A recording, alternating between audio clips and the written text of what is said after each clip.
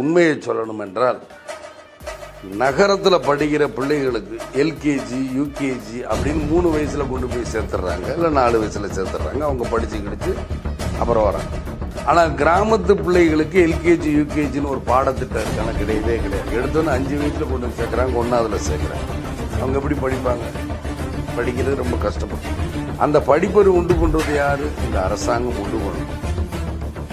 So இதில் தான் கல்வி தரம் வேறுபடும். அங்கே எல்கேஜி யூகேஜி, இங்கே எல்கேஜி யூகேஜியே கிடையாது. கிராமத்தில் படிக்கிற ஏழை பிள்ளைகள் நகரத்தில் இருக்கிற மெட்ரிகுலேஷன் பள்ளிக்கூடத்தில்,